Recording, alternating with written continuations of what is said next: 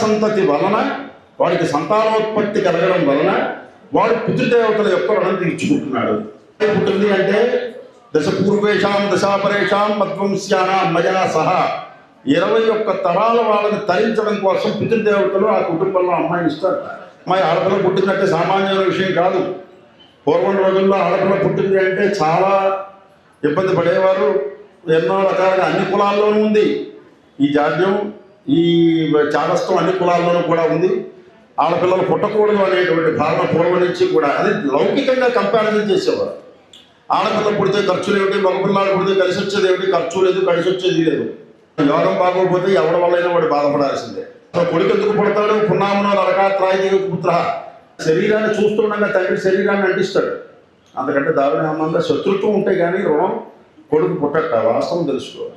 కొడుకు ఎక్కడో జన్మలో శత్రుత్వం ఉంటే కానీ పుట్టట.